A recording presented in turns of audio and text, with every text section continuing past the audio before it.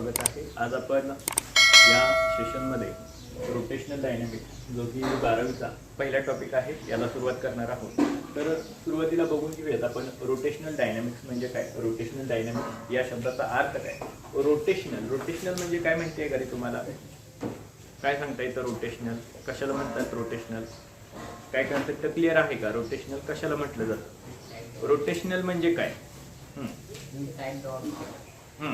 Axis should be inside the object. त्यावेळेस एखादी object when an object is rotating oblique moving, एखादी object rotate करत असते किंवा मूव्ह करत असते त्यावेळेस काय असलं पाहिजे? द ऍक्सिस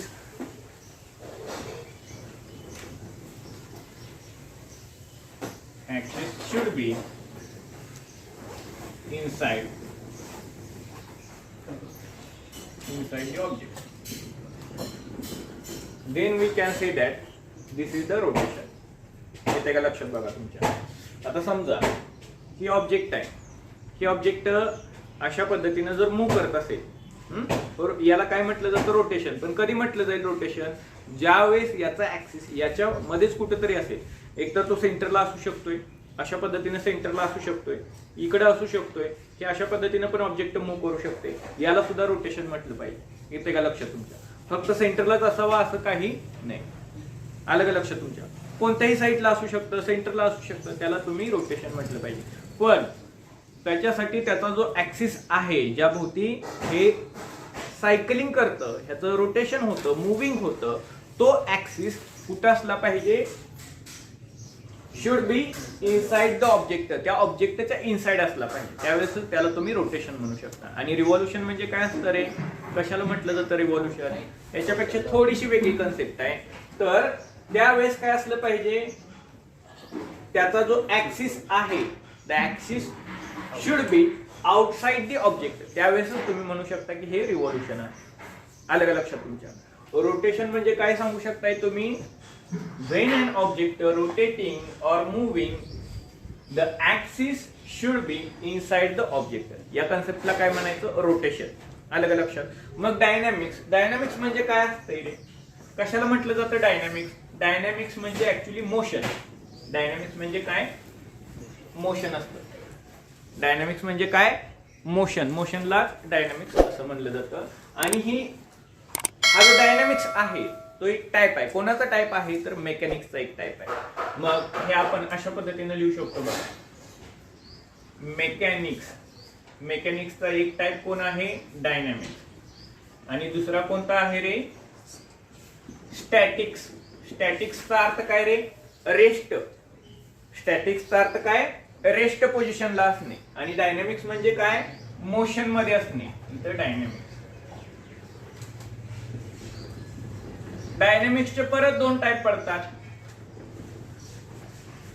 डायनॅमिक्सचे सुद्धा दोन टाइप पडतात। एक म्हणजे कायनेमॅटिक्स आणि दुसरा आहे कायनेटिक्स। कोणते दोन टाइप? एक म्हणजे कायनेमॅटिक्स आणि दुसरा आहे कायनेटिक्स। तर कायनेमॅटिक आणि कायनेटिक्स मध्ये काय डिफरन्स आहे? कशाला म्हटलं जातं कायनेटिक? कधी म्हटलं जाईल कायनेटिक आणि कधी म्हटलं जाईल कायनेमॅटिक्स? तर ज्यावेळेस तुम्ही एखाद्या सिस्टमचा स्टडी करत असता त्यावेळेस तुम्हाला त्याच्या पाठीमागचा रिझन पाहिलं तर तो कायनेटिक्स मध्ये मोडेल, ती कन्सेप्ट कायनेटिक्स मध्ये मोडेल। उदाहरणार्थ तुम्ही एखाद्या ऑब्जेक्टवरती फोर्स अप्लाय केलं, ती ऑब्जेक्ट मूव्ह झाली, त्याचा तुम्ही स्टडी केला। कन्सिडर करूया F = ma। एखाद्या ऑब्जेक्टवरती तुम्ही फोर्स अप्लाय केलं, ते ऑब्जेक्ट काय होईल? समजा ही ऑब्जेक्ट आहे, या ऑब्जेक्टवरती तुम्ही फोर्स अशा पद्धतीने या डायरेक्शन अप्लाय केलं किंवा या डायरेक्शन अप्लाय केलं तर ती काय होईल? ज्या डायरेक्शननं तुम्ही फोर्स अप्लाय करता त्या डायरेक्शननं त्याचं मोशन होईल। याला काहीतरी मास असणार आहे, कोणती ऑब्जेक्ट असेल तर त्याला काहीतरी मास असते हे आपल्याला माहित आहे। मग ही ऑब्जेक्ट मूव्ह होते म्हणजे कशामुळे होते? याला आपण काहीतरी फोर्स अप्लाय केले, म्हणजे ही ऑब्जेक्ट ज्यावेळेस आपण फोर्स अप्लाय करतो त्यावेळेस ते ऍक्सेलरेट होत असते। आणि मग त्याचं जर फोर्स काढायचं झालं तर यावरून तुम्ही काढू शकता. म्हणजे कायनेटिक्स मध्ये काय करायचं आहे, काय केलं जातं, तर एखादी ऑब्जेक्ट मूव्ह होत असेल, ऍक्सेलरेट होत असेल, डिस्प्लेस होत असेल, तर त्याच्या पाठीमागचं रिझन शोधलं जातं. काय शोधलं जातं? रिझन शोधलं जातं, कॉज शोधला जातो, आणि त्याचा जो स्टडी केला जातो तो कायनेटिक्स मध्ये केला जातो. आणि काही ऑब्जेक्ट मूव्ह करत असताना, रोटेट करत असताना त्याच्या पाठीमागचं कारण पाहिलं जात नाही, पण त्याचा स्टडी केला जातो, त्यांच्या मोशनचा स्टडी केला जातो, मात्र त्याच्या पाठीमागचं रिझन पाहिलं जात नाही, कारण पाहिलं जात नाही. त्याचा स्टडी कायनेमॅटिक्स मध्ये होतो. आलं का लक्षात तुमच्या? कायनेमॅटिक्स मध्ये कॉजेसचा स्टडी केला जाणार नाही, मोशनचा स्टडी केला जाईल, त्या सिस्टमचा स्टडी केला जाईल, मात्र त्याच्या पाठीमागचं रिझन काय आहे, ते ऑब्जेक्ट कशामुळे मूव्ह होते, त्याला किती फोर्स अप्लाय केलेला आहे, फोर्स अप्लाय केलेला आहे का, याचा स्टडी केला जाणार नाही. कशामध्ये? कायनेमॅटिक्स मध्ये. आणि कायनेटिक्स मध्ये केलं जाईल. आलं का लक्षात तुमच्या? या अशा पद्धतीनं आपल्याला एक्सप्लेन करता येऊ शकतं डायनॅमिक्सचे दोन टाईप. आता रोटेशनल डायनॅमिक्सची डेफिनेशन बघूया, काय सांगता येईल, म्हणजे थोडक्यात त्याची इंट्रोडक्शन बघूया. रोटेशनल डायनॅमिक्स म्हणजे काय?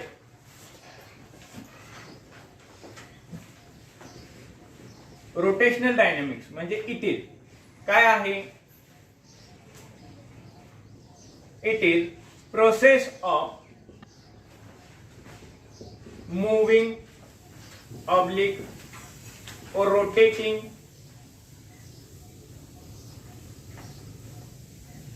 of an object. बघा काय म्हणतोय?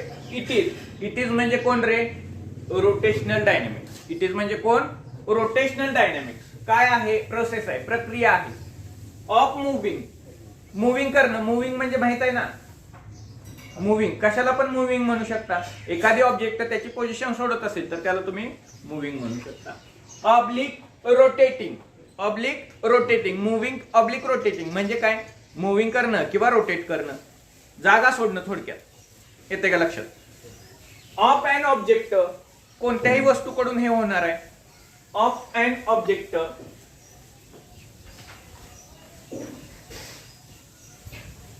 पुढे काय सांगता येईल? It is process of moving, oblique rotating of an object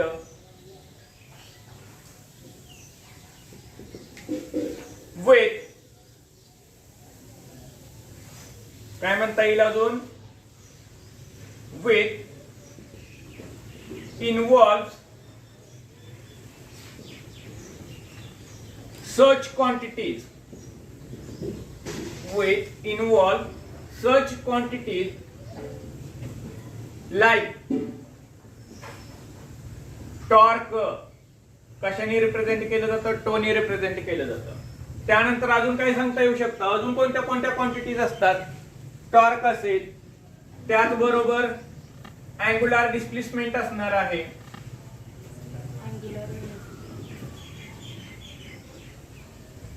angular displacement,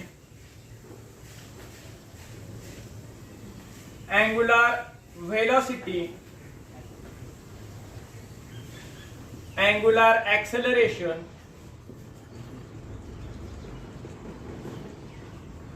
लक्षात येते का बघा. त्यानंतर पुढं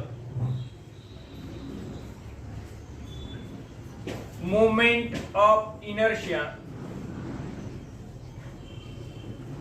त्याला रोटेशनल इनर्शिया असं पण म्हटलं जातं. Rotational inertia, ETC. हे सगळं आपल्याला रोटेशनल डायनॅमिक्सची डेफिनेशन विचारली, लिहायचं झालं तर अशा पद्धतीने आपण सांगू शकतो, लिहू शकतो. काय म्हणू शकतोय? इट इज प्रोसेस, ती एक प्रक्रिया आहे. कसली प्रक्रिया आहे? Moving or rotating of an object.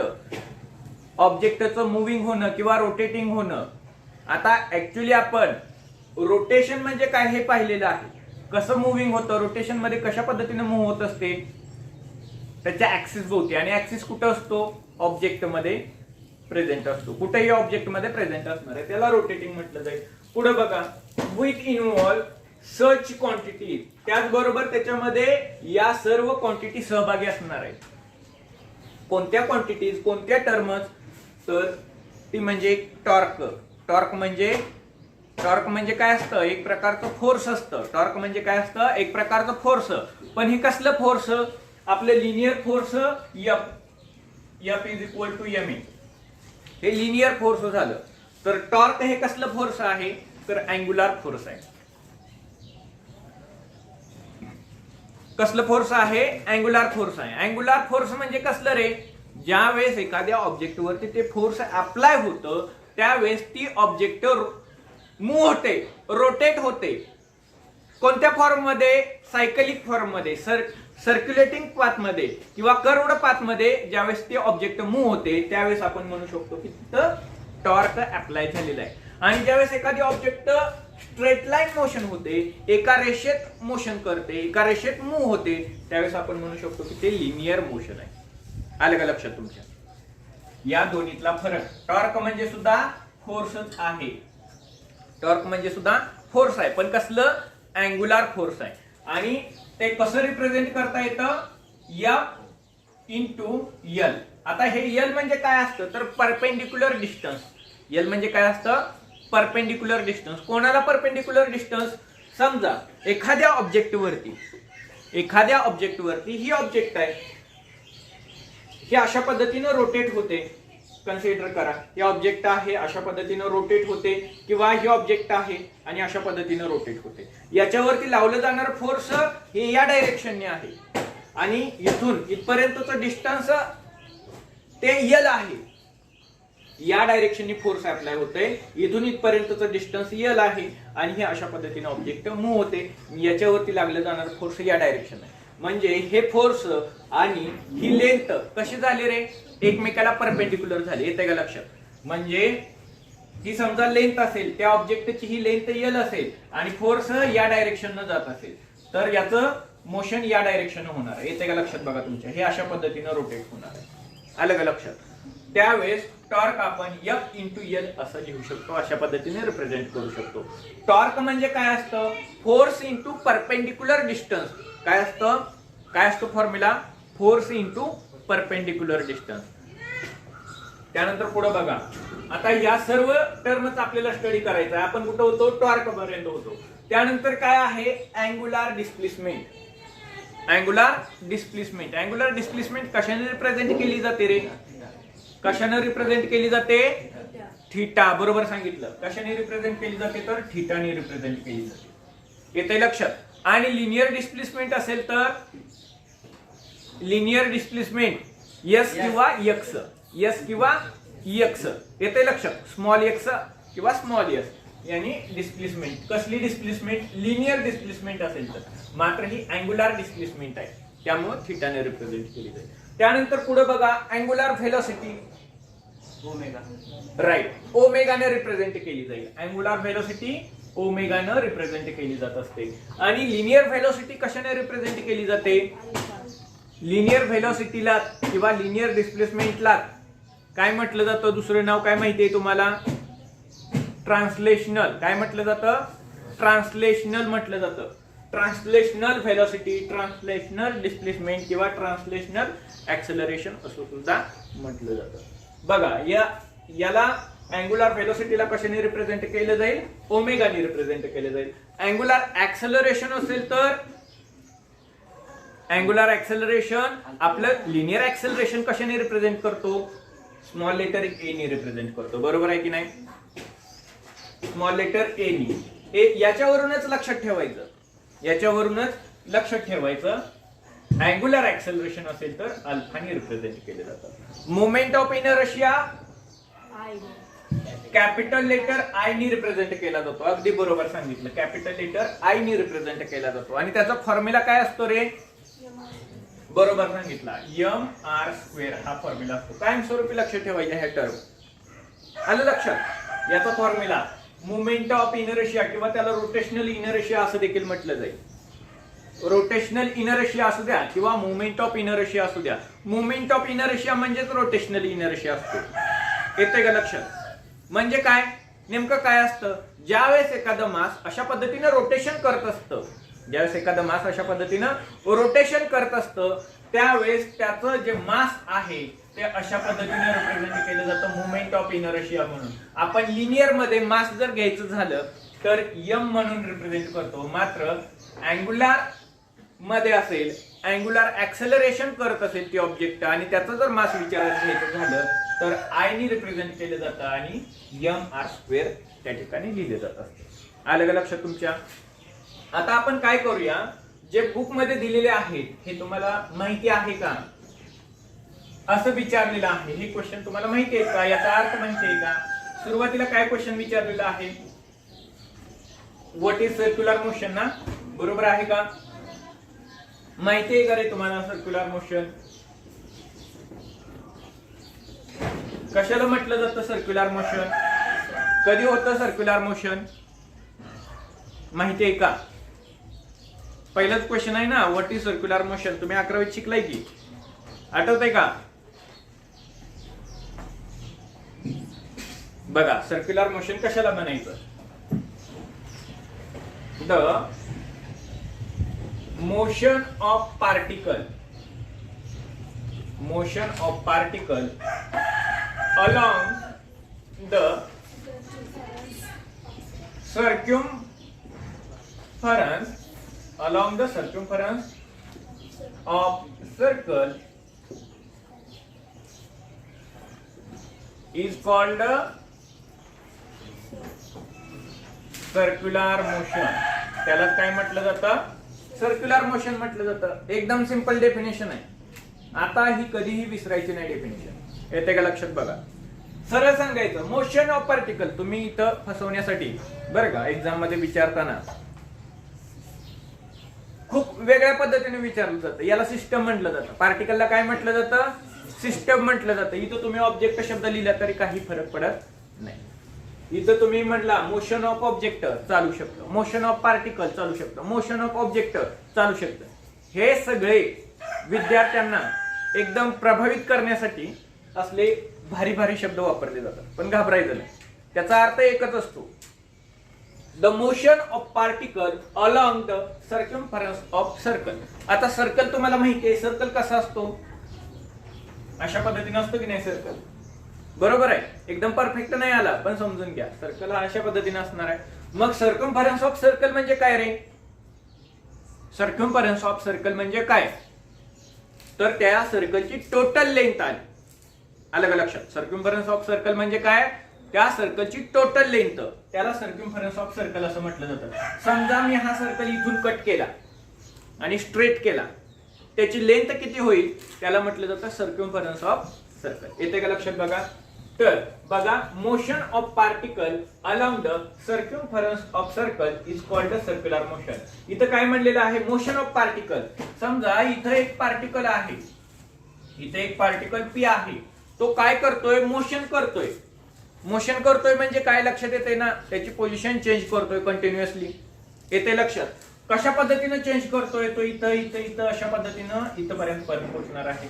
म्हणजे the motion of particle along the circumference of circle, या सर्क्युम्फरन्स ऑफ सर्कल मधून तो काय करतोय, मोशन करतोय, त्याची पोझिशन कंटिन्युअसली चेंज करतोय, म्हणून त्याला काय म्हटलं जातं, सर्क्युलर मोशन म्हटलं जातं. काय म्हटलं जाईल, सर्क्युलर मोशन म्हटलं जाईल. याचं एक्झाम्पल सांगू शकताय का रे सर्क्युलर मोशनचं? एखादं एक्झाम्पल सांगू शकताय का? मून,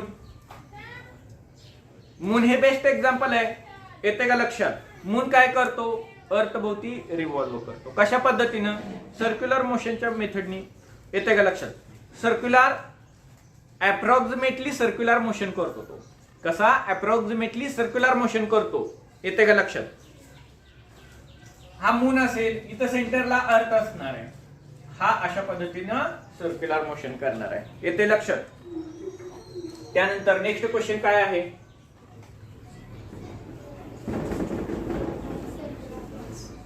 काय आहे question next? What is centre of मास ना, बरोबर आहे का? कन्सेप्ट ऑफ सेंटर ऑफ मास आहे. म्हणजे सेंटर ऑफ मास म्हणजे नेमकं काय हेच समजून घ्यायचंय. कन्सेप्ट नेमकं सेंटर ऑफ मास मी तुम्हाला पाठीमागच्या लेक्चरला सांगितलेलं आहे. कशाला म्हटलं जातं सेंटर ऑफ मास. तर एक पॉइंट असतो, इमॅजिन केला जातो. बघा मी काय म्हणतोय, अ पॉइंट, असा एक पॉइंट आहे whose whole mass of system, त्या पूर्ण सिस्टमचं मास, पूर्ण सिस्टमचं मास, मास म्हणजे लक्षात येते का वस्तुमान काय आहे, is to be concentrated is called centre of mass. लक्षात येते का बघा तुमच्या, काय या डेफिनेशन मधून समजून घ्यायचंय. एक पॉइंट आहे ज्याच्यामध्ये पूर्ण, होल म्हणजे काय संपूर्ण, होल म्हणजे काय संपूर्ण, होल मास ऑफ सिस्टम म्हणजे ही सिस्टम, ही जी ऑब्जेक्ट आहे, ही जी बॉडी आहे त्याला सिस्टम म्हटलं जातं. येते का लक्षात, काही वेगळं नाही. इथं तुम्ही ऑब्जेक्ट म्हणू शकताय, बॉडी म्हणू शकताय, काही प्रॉब्लेम नाही. होल मास ऑफ सिस्टम, पूर्ण या सिस्टमचं मास काय होईल, अशा पद्धतीनं या पॉइंट मध्ये कॉन्सन्ट्रेट होईल. Is to be concentrated, concentrate म्हणजे काय एकत्रित येणे. Is called centre of mass, त्यालाच काय म्हटलं जाईल सेंटर ऑफ मास म्हटलं जाईल. येते का लक्षात. ही अशा पद्धतीची एवढी सिंपल डेफिनेशन आहे, पण हे तुम्हाला एक्झामला विचारले जाणार नाहीत क्वेश्चन. फक्त आपल्याला प्रिव्हियस नॉलेज आहे का कितपत आहे आणि त्याचं रिवायझन किंवा रिव्हिजन हे आपल्याला इथं करायचंय. आलं का लक्षात तुमच्या. त्यानंतर नेक्स्ट क्वेश्चन कोणता आहे,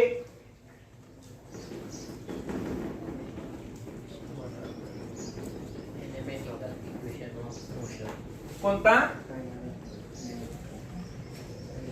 What are kinematical equations of motion? बरोबर आहे. What are the kinematics equations of motion. Kinematics equations of motion किती आहेत, 3 आहेत टोटल. कोणते कोणते आहेत रे, काल सांगितलं होतं हे कायमस्वरूपी तुमचे पाठ असले पाहिजेत.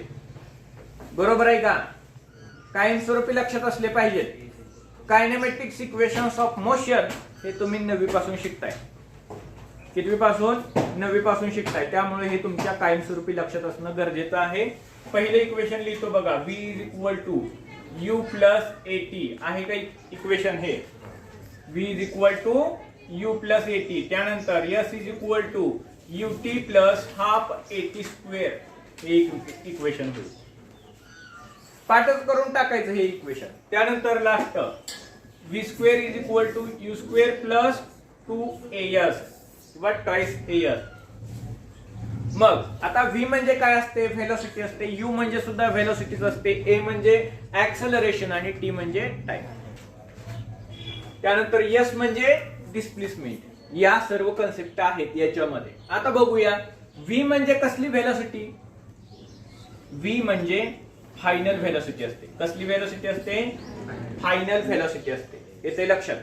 u म्हणजे कसली व्हेलॉसिटी, u म्हणजे इनिशियल व्हेलॉसिटी. u म्हणजे इनिशियल व्हेलॉसिटी. त्यानंतर a म्हणजे लिनियर ऍक्सेलरेशन. येते का लक्षात बघा तुमच्या, लिनियर ऍक्सेलरेशन. त्यानंतर s म्हणजे लिनियर डिस्प्लेसमेंट. त्यानंतर दुसरं काय आहे रे, टी म्हणजे टाइम. v म्हणजे फायनल व्हेलॉसिटी, u म्हणजे इनिशियल व्हेलॉसिटी, दोन्ही व्हेलॉसिटीज आहेत. a म्हणजे ऍक्सेलरेशन, लिनियर ऍक्सेलरेशन असणार आहे. s म्हणजे लिनियर डिस्प्लेसमेंट.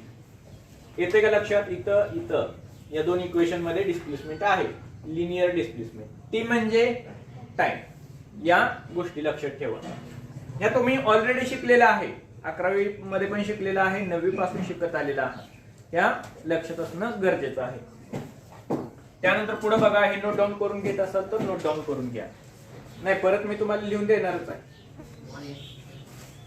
हा काय काय राहिलं का, कोणतं,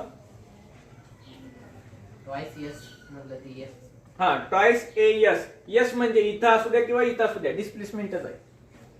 पूर्ण व्ही म्हणजे इथला व्ही असू द्या, या इक्वेशन मधला असू द्या, नाहीतर या इक्वेशन मधला असू द्या, ती फायनल व्हेलॉसिटीज असणार आहे.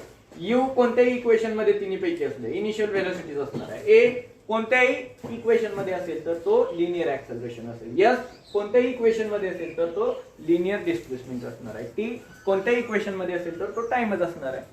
या गोष्टी लक्षात ठेवायच्या. हे एक्सटर्नल विचारतात. एक्सटर्नल ज्यावेळेस तुमची प्रॅक्टिकल एक्झाम घ्यायला येतात त्यावेळेस विचारतात नॉलेज चेक करण्यासाठी. त्यावेळेस तुम्ही अडकला नाही पाहिजे. हे सगळे इक्वेशन्स पटपट पटपट सांगितले पाहिजेत. इथं तुमचं इम्प्रेशन पडत असतं. त्यानंतर रिअल फोर्स आणि स्युडो फोर्स. रिअल फोर्स कोणाला म्हणायचं, कसं असतं रिअल फोर्स, कधी असतं रिअल फोर्स आणि कधी असतं स्युडो फोर्स. रिअल फोर्स म्हणजे कसलं फोर्स, कधी प्रोड्यूस होतं. Real force is produced due to interaction between system और ऑब्जेक्ट. येते का लक्षात. कशामुळे तयार होतं, कशामुळे तयार होतं real force. Real force, real force it is produced, it is produced due to interaction, due to interaction between systems or object. कशामुळे प्रोड्यूस होतं, कशामुळे तयार होतं बघा. इट इज म्हणजे कोण, रिअल फोर्स. प्रोड्यूस्ड म्हणजे काय, तयार होणं, निर्माण होणं. ड्यू टू कोणामुळे, कारण काय आहे. ड्यू टू म्हणजे रिझन.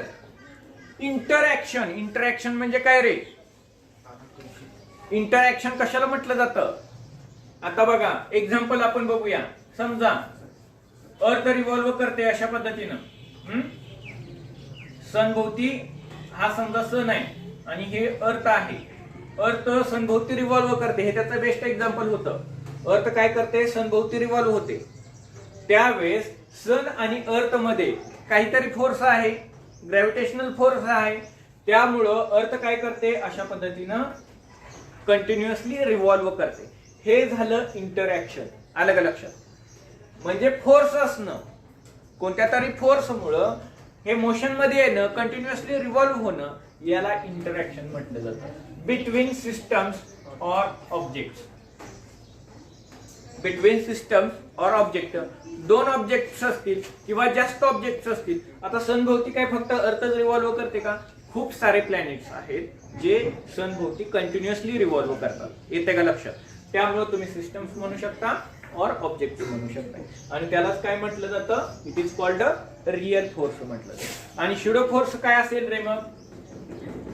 स्युडो फोर्स जे असतं ते इमॅजिनरी फोर्स असतं. कसलं फोर्स असतं, इमॅजिनरी फोर्स असतं. मग ते सांगायचं झालं तर कशा पद्धतीने सांगू शकता. त्याचं एक्झाम्पल सांगायचं झालं तर सेंट्रीफ्युगल फोर्स हे एक्झाम्पल सांगू शकता. सेंट्रीफ्युगल म्हणजे कसलं फोर्स असतं, सेंट्रीपेटलच्या अपोजिट वर्क करणार. सेंट्रीपेटलच्या अपोजिट वर्क करणार. आता सेंट्रीपेटल आणि सेंट्रीफ्युगल समजा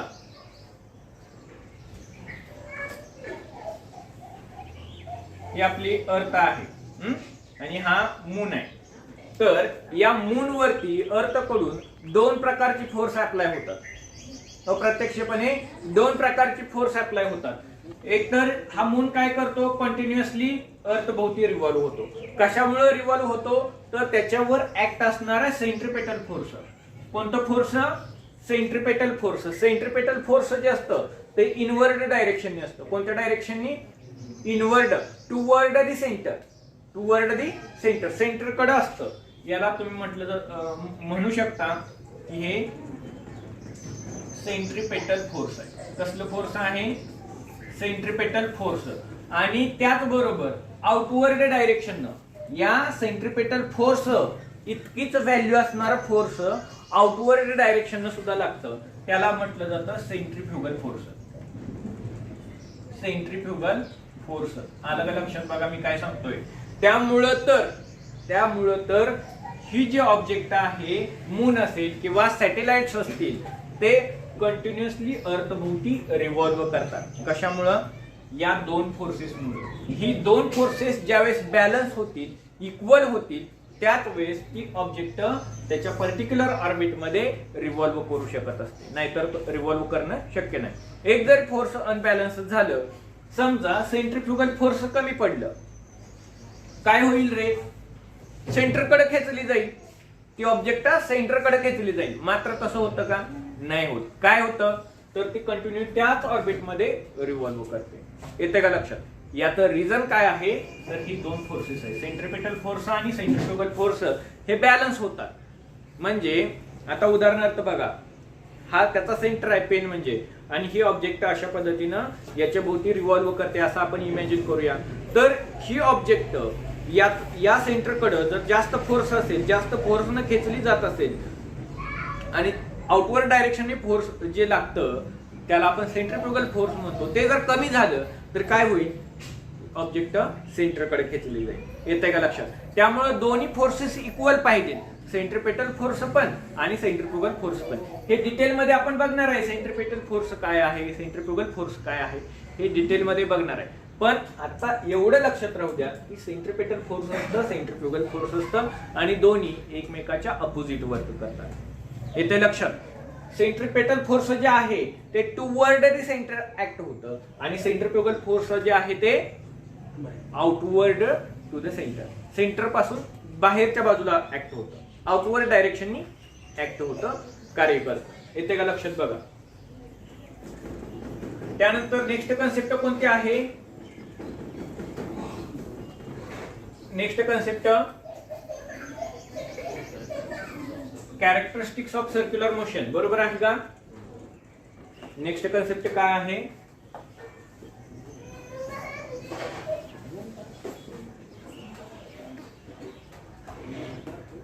characteristics of circular motion. Characteristics of circular motion. पहिलं कॅरेक्टरिस्टिक्स काय आहे? सर्क्युलर मोशनचं कॅरेक्टरिस्टिक्स हे विचारू शकतात तुम्हाला, 2 मार्कासाठी विचारू शकतात हा question. Write down the characteristics of circular motion या टॉपिक वरती तुम्हाला विचारू शकतात, तुम्हाला ते लिहिता आले पाहिजे.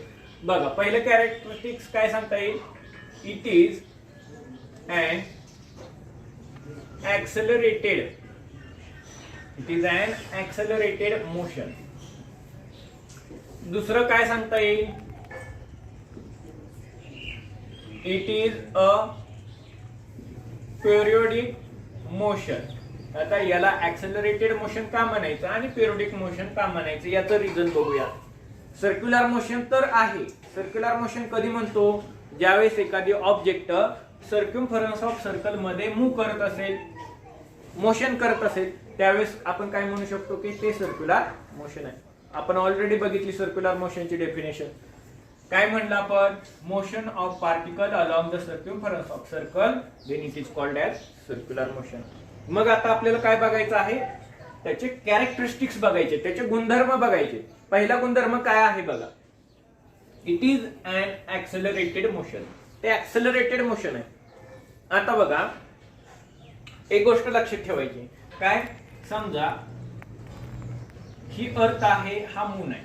मूनला कंप्लीट एक रिव्हॉल्यूशन करण्यासाठी जो लागणारा टाइम आहे तो कसा आहे? फिक्स आहे. बरोबर आहे का? फिक्स टाइम लागतो. 27 डेज काहीतरी लागतात, 27 डेज 0.3 आवर और 7 आवर काहीतरी लागतात. बरोबर आहे. मग याला जो लागणारा पिरियड आहे एक रिव्हॉल्यूशन कंप्लीट करण्यासाठी तो कंटिन्युअली सेम आहे. प्रत्येक वेळेस तो तेवढ्याच वेळात हे डिस्टन्स कव्हर करतो, सर्क्युम्फरन्स ऑफ सर्कल कव्हर करतो. म्हणजे याची जी व्हेलॉसिटी आहे ती कशी असली पाहिजे? कॉन्स्टंट असली पाहिजे. येते लक्षात? कॉन्स्टंट असेलच तरच तो कंटिन्युअली एकाच वेळेत अंतर कव्हर करू शकणार आहे. समजा हा अशा पद्धतीनं याची व्हेलॉसिटी आहे 10 मीटर पर सेकंद. एखाद्या ऑब्जेक्टची अर्थ आणि मून सोडून देतात पुरतं 10 मीटर पर सेकंद हा कंटिन्युअली मूव्ह होतो, आणि इथपर्यंत पोहोचायला त्याला समजा 10 आवर लागतात. किती आवर?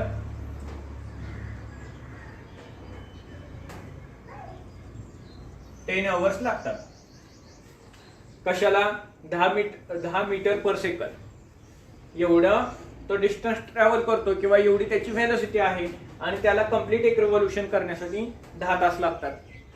येते लक्षात. मग हे असं कंटिन्युअसली या पॉइंटला बघितलं त्याची व्हेलोसिटी सेम आहे, या पॉइंटला बघितलं त्याची व्हेलोसिटी सेम आहे, या पॉइंटला पाहिलं, या पॉइंटला पाहिलं, प्रत्येक पॉइंटला पाहिलं व्हेलोसिटी सेम आहे म्हणून तर तो 10 आवर मध्ये एक रिव्होल्यूशन कंप्लीट करतोय. येते लक्षात. पण तरी देखील त्याला ऍक्सेलरेटेड मोशन म्हटलं जातं. याचं रिझन काय आहे? याचं रिझन असं आहे की व्हेलोसिटीला डायरेक्शन असते. व्हेलोसिटीला डायरेक्शन असते, स्पीडला डायरेक्शन आहे का? नाही. व्हेलोसिटी ही कसली क्वांटिटी आहे? वेक्टर क्वांटिटी आहे. आणि स्पीड ही कसली क्वांटिटी आहे? स्केलर क्वांटिटी आहे. स्केलर क्वांटिटी का म्हणायचं हे आपण 11वीच्या सेकंड टॉपिक मध्ये शिकलेलो आहे. स्केलर क्वांटिटी का म्हणायचं? कारण त्याला डायरेक्शन नसते. ती डायरेक्शन लेस क्वांटिटी आहे. ज्या क्वांटिटी डायरेक्शन लेस आहेत त्यांना स्केलर क्वांटिटी म्हणायचं. आणि ज्या क्वांटिटीला मॅग्निट्यूड, मॅग्निट्यूड म्हणजे काय रे? किंमत. मॅग्निट्यूड म्हणजे काय? किंमत किंवा व्हॅल्यू आहे. व्हॅल्यू असणार त्याचबरोबर त्याला डायरेक्शन सुद्धा असणार. अशा क्वांटिटीला काय म्हटलं जातं? व्हेक्टर क्वांटिटी म्हटलं जातं. बरोबर आहे. मग व्हेलोसिटी ही कसली क्वांटिटी आहे? व्हेक्टर क्वांटिटी आहे. आणि याची व्हेलोसिटी प्रत्येक पॉइंटवर चेक केली, प्रत्येक पॉइंटवर सेम होती. मॅग्निट्यूड सेम होती 10 मीटर पर सेकंद. इथं पाहिलं, इथं पण 10 मीटर पर सेकंद. इथं पाहिलं 10 मीटर पर सेकंद. मग व्हेलोसिटी तर प्रत्येक ठिकाणी कॉन्स्टंट राहते. मग ही ऍक्सेलरेटेड कशी? कारण ऍक्सेलरेशनचा फॉर्म्युला काय आपण बघतो? ऍक्सेलरेशनचा dv/dt हा फॉर्म्युला पाहतो. dv म्हणजे काय असतो? तर चेंज इन व्हेलोसिटी. dv म्हणजे काय असतं? Change in velocity. dt म्हणजे काय असतो? Change in time. आणि आपण त्याची डेफिनेशन सांगताना काय सांगतो? Rate of change of velocity with respect to time is called acceleration. म्हणजे व्हेलोसिटी मध्ये कंटिन्यू होणारा बदल म्हणजे ऍक्सेलरेशन असतं असं आपण सांगतो. पण इथं काय होतंय? सर्व ठिकाणी 10 metre per second 10 metre per second आहे. कोणत्याही पॉइंटला जावं 10 मीटर पर सेकंद आहे. पण ही व्हेक्टर क्वांटिटी असण्याचं रिझन काय आहे किंवा इथं ऍक्सेलरेशन होण्याचं रिझन काय आहे? तर याची प्रत्येक पॉइंटला डायरेक्शन चेंज होत राहते. येते का लक्षात तुमच्या? इथं ही डायरेक्शन आहे, इथं ही डायरेक्शन आहे, इथं ही डायरेक्शन आहे, इथं ही डायरेक्शन असेल, इथं ही डायरेक्शन असेल. प्रत्येक पॉइंटला डायरेक्शन चेंज होत राहते. या ऑब्जेक्टची प्रत्येक पॉइंटला डायरेक्शन चेंज होत राहते. मॅग्निट्यूड सेम राहते, मात्र डायरेक्शन चेंज होण्यामुळं ती कसली क्वांटिटी असणार आहे? व्हेक्टर क्वांटिटी असणार आहे. हे तर आपल्याला ऑलरेडी माहित झालं. पण तिथं ऍक्सेलरेशन होणार आहे. आलं का लक्षात? या ऑब्जेक्टचं काय होणार आहे? ऍक्सेलरेशन होणार आहे. म्हणून इथं तुम्ही सांगू शकता it is an accelerated motion. It is an accelerated motion. हे सर्क्युलर मोशन जे असतं ते ऍक्सेलरेटेड मोशन असतं. यामुळे सांगू शकता कारण त्याच्या प्रत्येक पॉइंटवरती डायरेक्शन चेंज होत राहते. आलं का लक्षात तुमच्या? त्यानंतर नेक्स्ट बघा, इट इज पिरियडिक मोशन म्हटलेलं आहे. It is periodic motion. Periodic motion म्हणजे काय रे? का म्हटलं जाईल पिरियडिक मोशन? कधी म्हटलं जाईल पिरियडिक मोशन? या ऑब्जेक्टला इथून इथपर्यंत डिस्टन्स ट्रॅव्हल करण्यासाठी 10 दिवस लागतात असं समजूया आपण. 10 डेज लागतात. बरोबर आहे का?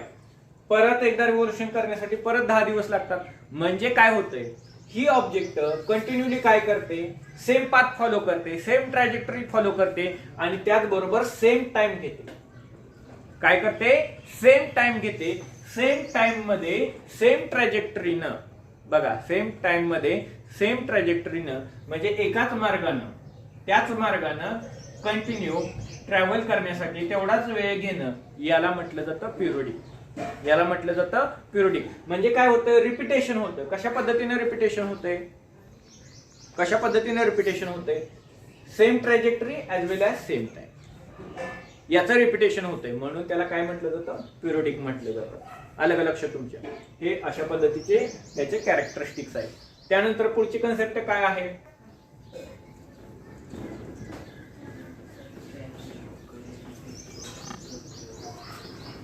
काय आहे पुढची कन्सेप्ट? नेक्स्ट कन्सेप्ट काय आहे?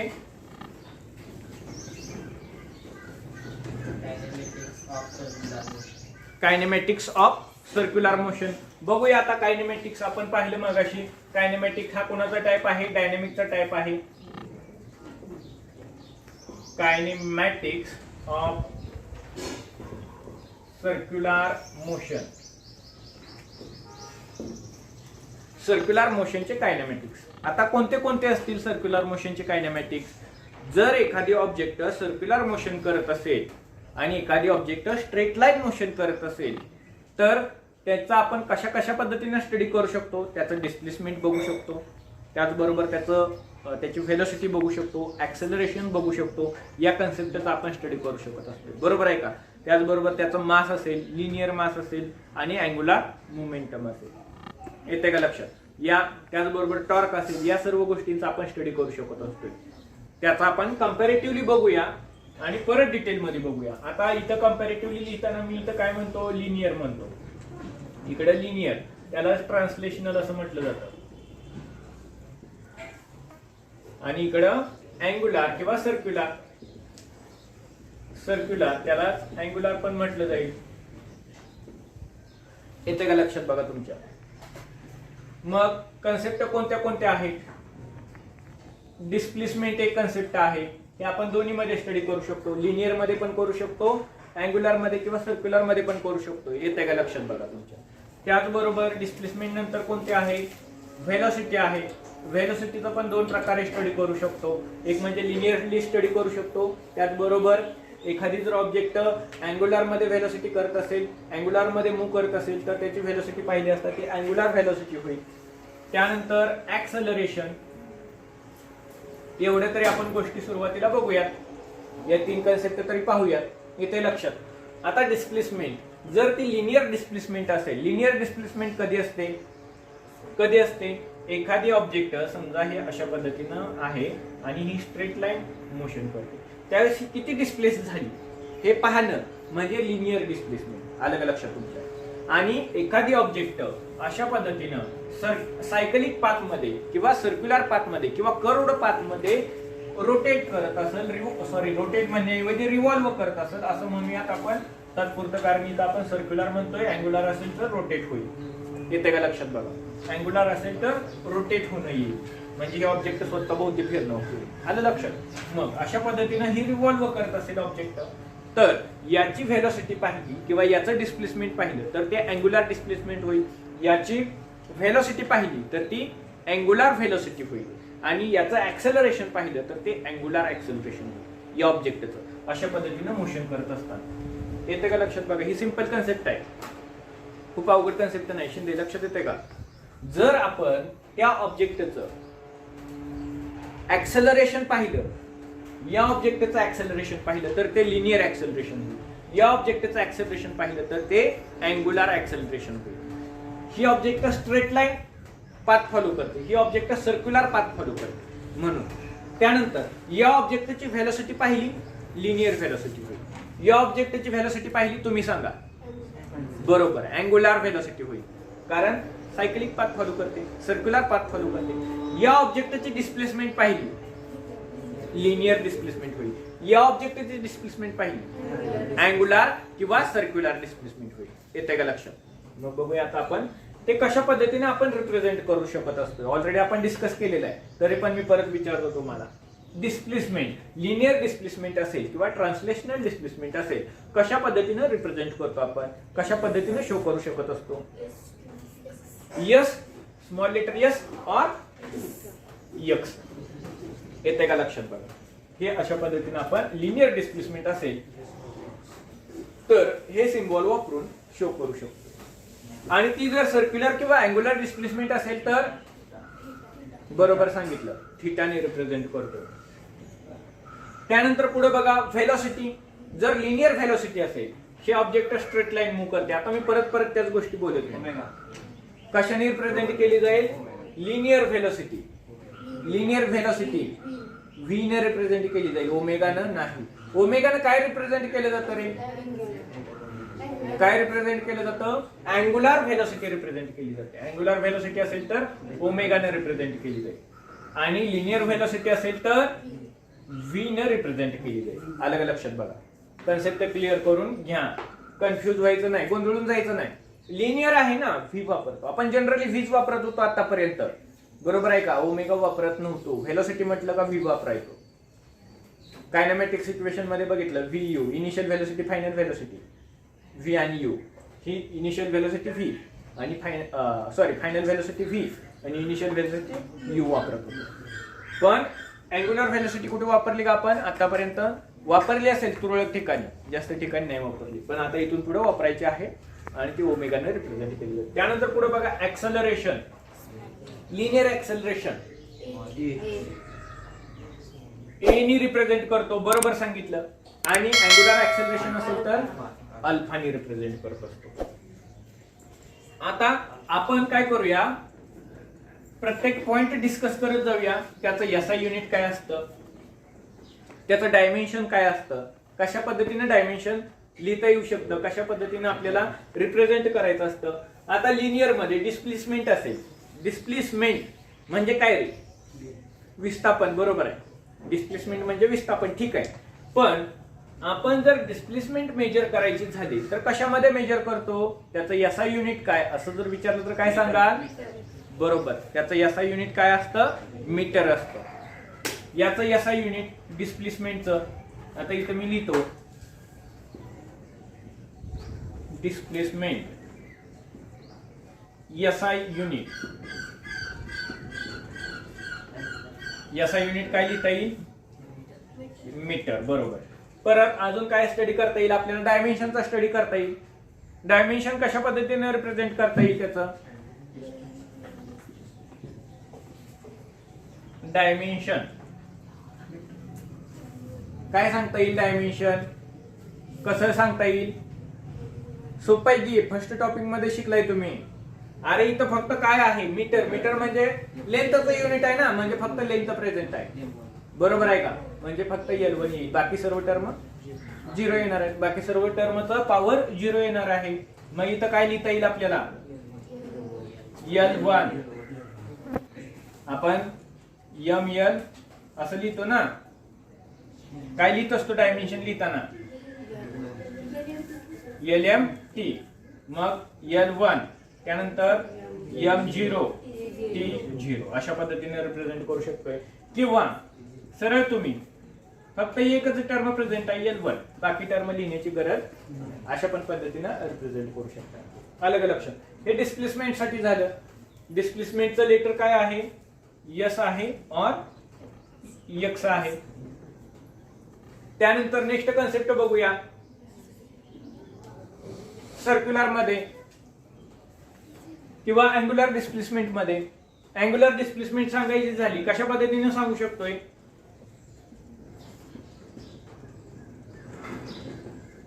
अँग्युलर डिस्प्लेसमेंट थिटाने रिप्रेझेंट करतो. त्याचं एसआय युनिट, एसआय युनिट काय सांगता येईल? हा, बरोबर, रेडियन और डिग्री. मात्र एसआय युनिट काय आहे तर रेडियन आहे. एसआय युनिट काय आहे? रेडियन आहे. त्यानंतर त्याचं डायमेन्शन, डायमेन्शन काय सांगता येईल रे? Dimension it is dimensionless quantity. कशी आहे क्वांटिटी ही? Dimensionless quantity. याला डायमेन्शन नाही. डायमेन्शनलेस क्वांटिटी येते का लक्षात? बघा तुमच्या, ही डायमेन्शनलेस क्वांटिटी आहे. त्यानंतर पुढे बघा व्हेलॉसिटी. लिनियर व्हेलॉसिटी असेल तर v ने रिप्रेझेंट करतो. याचं युनिट काय सांगता येईल? व्हेलॉसिटी v ने रिप्रेझेंट करतो. याचा युनिट काय येतं? काय येतं याचा युनिट? मीटर येतं का? फक्त मीटर पर सेकंद येतं. काय येतं व्हेलॉसिटीचं युनिट? मीटर पर सेकंद येतं. मीटर पर सेकंद का बरं येतं रे? कारण त्याचा फॉर्म्युला काय आहे इथे लिहूया आपण फॉर्म्युला त्याचा. यांचा तर फॉर्म्युला लिहिता येणार नाही आपल्याला. याचा येईल लिहिला, याचा लिहू शकतो आपण. काय लिहू शकतोय बघा, theta is equal to S upon R. हा फॉर्म्युला आपण लिहू शकतो. ते मी परत सांगेन तुम्हाला कशा पद्धतीने, पण याचा फॉर्म्युला आपण लिहू शकत नाही. मग आता याचा लिहूया. व्हेलॉसिटी व्ही म्हणजे काय असतं? व्हेलॉसिटी, व्हेलॉसिटी म्हणजे काय? फॉर्म्युला काय त्याचा? Displacement upon time. Displacement upon time येते का लक्षात? मग डिस्प्लेसमेंट लेंथ असते. डिस्प्लेसमेंट म्हणजे ऍक्च्युली लेंथ असते. मग लेंथ कशामध्ये मेजर केली जाते? मीटर मध्ये. टाइम कशामध्ये? सेकंद मध्ये. म्हणून त्याचं याचा युनिट मीटर पर सेकंद येतं. आलं लक्षात? त्यानंतर त्याचं डायमेन्शन सांगायचं झालं तर डायमेन्शन्स काय सांगता येईल? Metre per second. मीटर म्हणजे काय आहे? लेंथ आहे. मग L1 M आहे का तिथे प्रेझेंट? मास नाही प्रेझेंट. मग विषय संपला. M0. परत T म्हणजे टाइम. टाइम प्रेझेंट आहे मात्र कुठं आहे? छेदात आहे. टाइम छेदात आहे. येते का लक्षात? याचा अर्थ L1 अपॉन T1 असा अर्थ असतो. हे तुम्ही असे पण डायमेन्शन लिहू शकत असता. मात्र हे जर एकाच ठिकाणी लिहायचं असेल, अंशात लिहायचं असेल तर याला निगेटिव्ह पॉवर लिहायची. आलं का लक्षात? याची पॉवर निगेटिव्ह करायची. T-1 असं लिहायचं. व्हेलोसिटीचं dimension L1 M0 T-1. Shinde लक्षात येते का? नक्की येते ना? आतापर्यंत येऊ द्या नाही तर नाही लक्षात येऊ द्या, पण आता तुमच्या नक्की लक्षात यायला पाहिजे. इथं लक्ष द्या तुम्ही. हे काय करतो मी, कशा पद्धतीने लिहितोय आणि बरं डायमेन्शन कशा पद्धतीने लिहितोय हे जर आता जर तुम्ही लक्ष दिलं तर नक्की लक्षात येणार. बघा पुढं इकडे बघूया आता. Angular velocity. Angular velocity. Angular velocity. Angular velocity कशाने रिप्रेझेंट करतात? ओमेगाने रिप्रेझेंट करतात. ओमेगाचा फॉर्म्युला काय असतो? व्हेलोसिटीचा फॉर्म्युला काय असणार आहे? Displacement upon time. डिस्प्लेसमेंट कोण आहे इथं? अँग्युलर डिस्प्लेसमेंट कोण आहे? थीटा आहे. अँग्युलर डिस्प्लेसमेंट कोण आहे? थीटा आहे ना? येते का लक्षात बघा तुमच्या? अँग्युलर डिस्प्लेसमेंट थीटा आहे. अपॉन टाइम हा फॉर्म्युला तयार होईल. थीटा अपॉन टी असा फॉर्म्युला तयार होईल. मग याचं डायमेन्शन, ही तर डायमेन्शन लेस क्वांटिटी आहे. कोण? ही डायमेन्शन लेस क्वांटिटी आहे. ही डायमेन्शन लेस क्वांटिटी आहे. कोण? डिस्प्लेसमेंट ही डायमेन्शन लेस क्वांटिटी आहे. आणि त्याचं युनिट काय आहे? रेडियन आहे. आणि टाइमचं युनिट काय असतं रे? सेकंद असतं. म्हणजे तुम्ही इथं रेडियन पर सेकंद असं लिहू शकताय. बरोबर आहे? रेडियन पर सेकंद असं लिहू शकताय. पण त्याचं डायमेन्शन रिप्रेझेंट करायचं झालं तर ही वरची तर डायमेन्शन लेस क्वांटिटी आहे आणि खालचं T1 लिहू शकताय. बरोबर आहे का? याचं डायमेन्शन सेकंदचं टाइम T1 येते लक्षात. मग हे एका लाईन मध्ये लिहायचं झालं तर याचं डायमेन्शन तुम्ही काय लिहू शकता? डायमेन्शन काय लिहू शकता? ओमेगा. डायमेन्शन ओमेगाचं डायमेन्शन सरळ एका रेषेत लिहायचं झालं तर T⁻⁻1. टीची पॉवर -1. का बरं? कारण इथं छेदात होता ना. मग आता काय केलं? ही डायमेन्शन लेस क्वांटिटी आहे.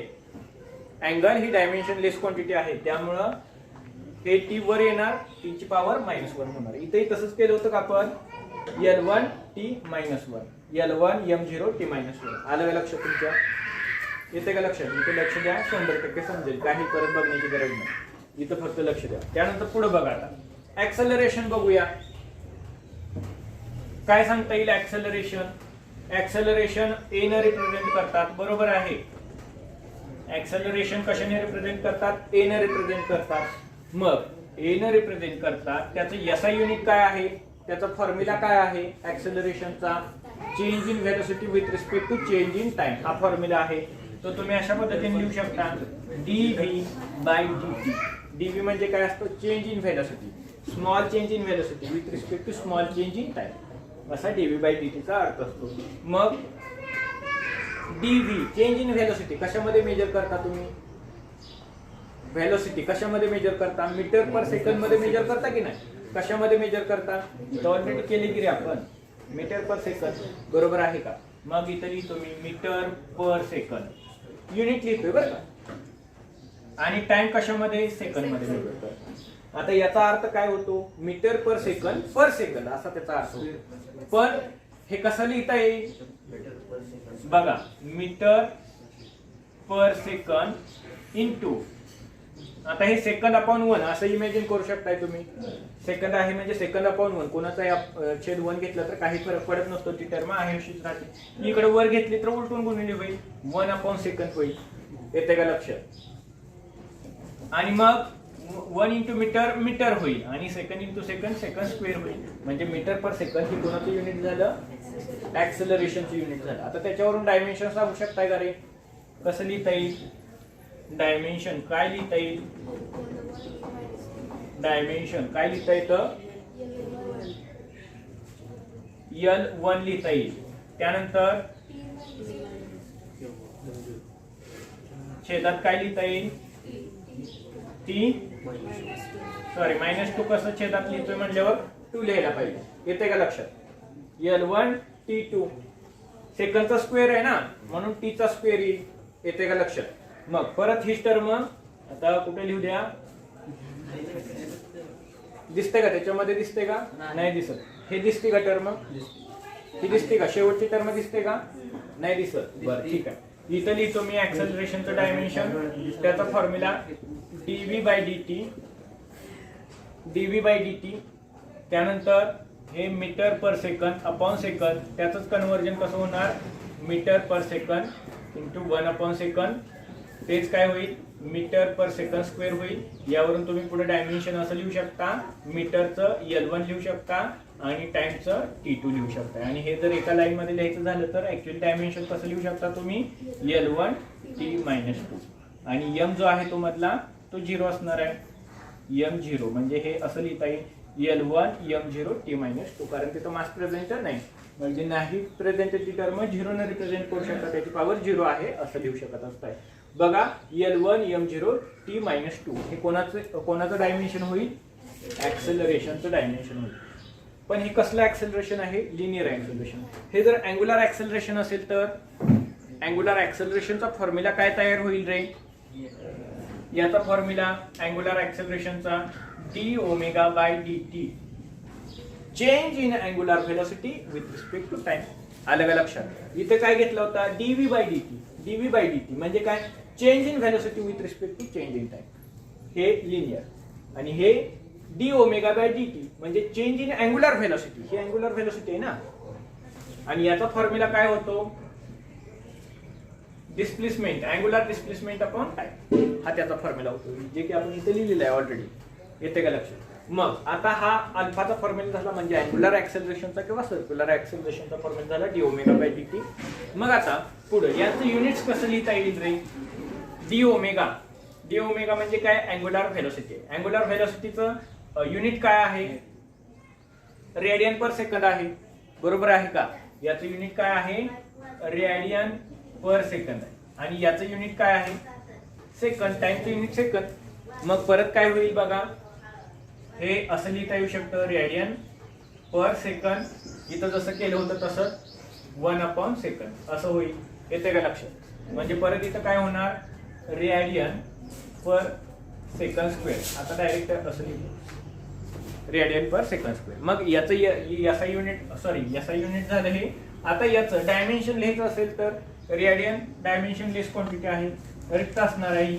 आणि इथं T2 लिहिता येईल. आणि हेच परत डायमेन्शन मध्ये ऍक्च्युअली रिप्रेझेंट करायचं झालं तर m0 n0 आणि T- अशा पद्धतीने लिहिता येईल. येते का लक्षात? बघा तुमचं क्लिअर झालं का ह्या कन्सेप्ट?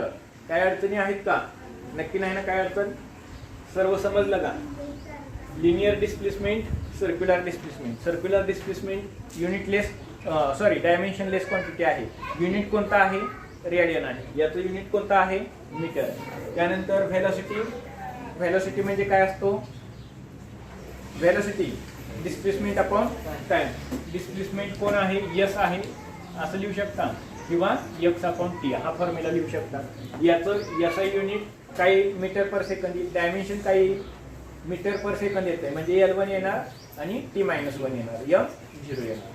इथं ऑलरेडी आपण डिस्कस केलेलं आहे. लक्षात येते का? L1 m0 T0 डिस्प्लेसमेंटचं. त्यानंतर व्हेलॉसिटीचं म्हणजे याचं L1 m0 T-1. त्यानंतर ऍक्सेलरेशनचं इथंच आपण लिहिलेलं आहे सर्व. dv/dt म्हणजे change in velocity with respect to change in time. Change in velocity म्हणजे मीटर पर सेकंद येईल. त्यानंतर टाइम म्हणजे चेंज इन टाइम हा सुद्धा सेकंदामध्येच मेजर केला जाईल. त्यानंतर बघा हे मीटर पर सेकंद आहे असं लिहिलं आणि हे जे आहे त्याला 1/1 असं कन्सिडर केलं. हे उलटून गुणुले केलं तर 1/सेकंद होईल. 1/सेकंद 1 याला मल्टिप्लाय केलं 1 × m यमच राहील, second into second second square होईल. आणि मग त्याचं डायमेन्शन लिहित असताना एल ची पॉवर 1 आणि इथं छेदामध्ये टी ची पॉवर 2 होईल. पण हे जर एका लाईन मध्ये लिहायचं झालं म्हणजे अंशातच घ्यायचं झालं तर हे अशा पद्धतीने लिहू शकत असतो आपण. हा नियम माहिती आहे तुम्हाला, एकदम सिंपल लॉ आहे तो. जर ही टर्म आपण छेदातली टर्म अंशात लिहायची असेल तर त्याची पॉवर मायनस करून घेत असतो, रिप्रेझेंट करतो. बरोबर आहे का? त्यानंतर आता अँग्युलर बद्दल डिस्कशन करूया. हे आहे angular displacement. Angular displacement theta कशाने रिप्रेझेंट केलं जातं तर थिटाने रिप्रेझेंट केलं जातं. आणि त्याचं जे याचा युनिट आहे ते रेडियन आहे. अँगलचं याचा युनिट कोणतं तर ते रेडियन असणार आहे. हे अँग्युलर डिस्प्लेसमेंट आहे, याचं युनिट रेडियन आहे. कारण अँगल म्हणजे काय आणि अँग्युलर डिस्प्लेसमेंट म्हणजे काय तर अँग्युलर डिस्प्लेसमेंट कधी होतं ज्यावेळेस समजा हा रेडियस वेक्टर आहे, एखादा रेडियस वेक्टर आहे आणि तो काय करतोय स्मॉल अँगल डिस्क्राईब करतोय. स्मॉल अँगल डिस्क्राईब करतो म्हणजे काय स्मॉल अँगल तयार करतो. समजा हा ऑब्जेक्ट आहे आणि हा त्याचा इनिशियल पॉइंट आहे तर हा रेडियस वेक्टर होईल. हा सर्क्युलर पाथ असेल, ह्या सर्क्युलर पाथचा हा रेडियस वेक्टर झाला तर हा काय करेल स्मॉल अँगल डिस्क्राईब करेल. स्मॉल अँगल डिस्क्राईब करणं म्हणजे काय रे तयार करणं.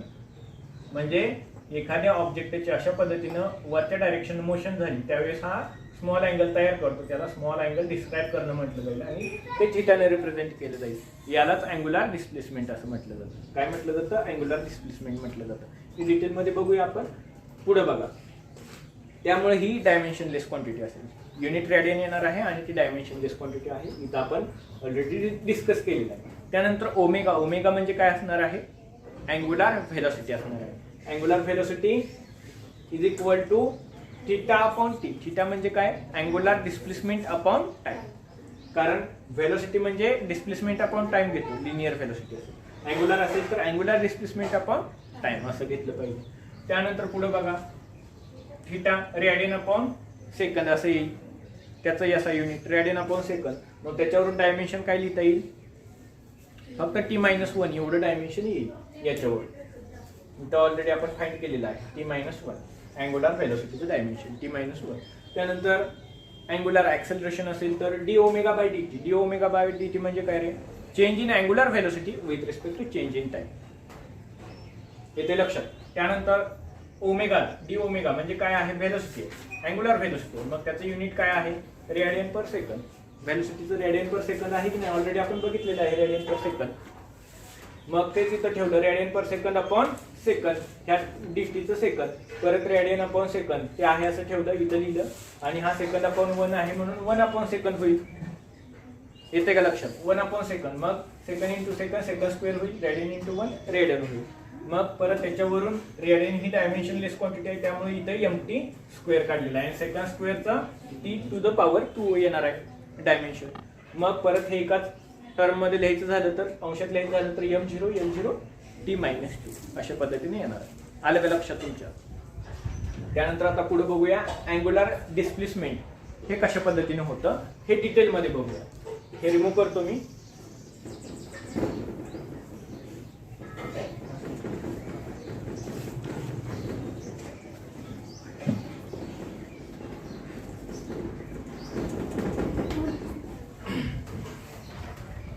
समजते का, लक्ष देते का खूप अवघड वाटतंय. तुम्ही जर लक्ष दिलं तर तुम्हाला खूप सोपं जाईल. हे काही अवघड जाणार नाही आणि एवढं डिटेल मध्ये तुम्हाला कोण सांगणार पण नाही.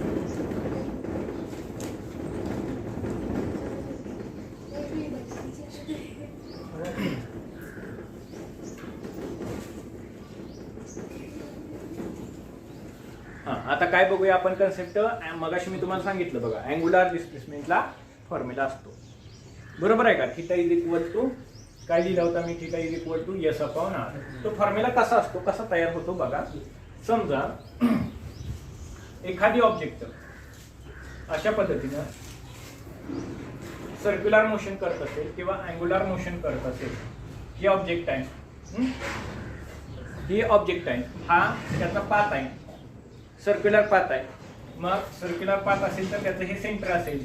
मग सेंटर पासून इथपर्यंतचं डिस्टन्स म्हणजे रेडियस असतं बरोबर आहे का रे. हे माहित आहे ना तुम्हाला रेडियस वेक्टर असतं. हा रेडियस वेक्टर काय करतो स्मॉल अँगल डिस्क्राईब करतो. स्मॉल अँगल म्हणजे खूप स्मॉल अँगल बरं का.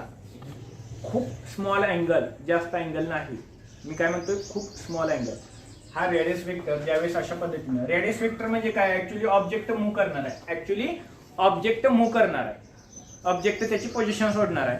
मग ऑब्जेक्टनं पोझिशन सोडली असता हा रेडियस वेक्टर चेंज होईल. समजा इथपर्यंत आला म्हणजे हा ऑब्जेक्ट काय झाला, इथपर्यंत मूव्ह झाला. इथपर्यंत मूव्ह झाला असता तो इनिशियल पोझिशन आणि फायनल पोझिशन, हा इनिशियल पोझिशनचा रेडियस वेक्टर आणि हा फायनल पोझिशनचा रेडियस वेक्टर. मग इनिशियल पोझिशन आणि फायनल पोझिशन मध्ये बघितलं तर एक अँगल तयार होतो, तो म्हणजे स्मॉल अँगल असतो आणि तो डेल्टा थीटाने रिप्रेझेंट केला जातो. ही थोडीशी डायग्राम मी मोठी करतो आणि अशा पद्धतीने दाखवतो. आता लक्षात येईल तुमच्या, हा अशा पद्धतीने अँगल, स्मॉल अँगल थीटा तयार होईल. त्याला आपण या अँगलला स्मॉल अँगल असल्यामुळे डेल्टा थीटाने रिप्रेझेंट करू शकतो. आणि ही असते आर्क लेंथ. काय असते ही, आर्क लेंथ. आणि आर्क लेंथ सुद्धा कशी असणार आहे म्हणून मी सांगितलं, खूप स्मॉल असणार आहे. इथं सुद्धा खूप मोठी दाखवली तुम्हाला समजण्यासाठी, मात्र ही सुद्धा खूप स्मॉल असणार आहे. त्यामुळे डेल्टा एस ने रिप्रेझेंट केली जाते. आणि हा radius vector, initial radius vector आणि हा फायनल रेडियस वेक्टर, रेडियस तीच राहणार आहे. रेडियस कुठे जरी गेला, इकडे आला, इकडे आला, इकडे आला, इथं आला, तीच राहणार आहे. पण ही इनिशियल पोझिशनची रेडियस वेक्टर आहे आणि हा फायनल पोझिशन रेडियस वेक्टर. येते का लक्षात? अँगल डिस्क्राईब केल्यानंतर, अँगल तयार केल्यानंतर येते लक्षात. मग आता पुढे बघूया त्याचा फॉर्म्युला कसा तयार केला जातो. तर त्याचा फॉर्म्युला असा लिहिला जातो, delta theta is equal to arc length upon radius vector किंवा रेडियस, असा लिहिला जातो फॉर्म्युला. कोणाचा? Delta theta. डेल्टा थीटा म्हणजे काय आहे, अँग्युलर डिस्प्लेसमेंट आहे. आलं का लक्षात? स्मॉल अँगल आहे, स्मॉल अँगल तयार करतो कोण, रेडियस वेक्टर तयार करतो. म्हणून डेल्टा थीटा. आणि आर्क लेंथ कशाने रिप्रेझेंट केली जाते, तर डेल्टा एस ने रिप्रेझेंट केली जाते. रेडियस वेक्टर फिक्स राहणार आहे. इथे का लक्षात? मग हेच परत delta theta upon delta S upon R असं लिहिलं जातं.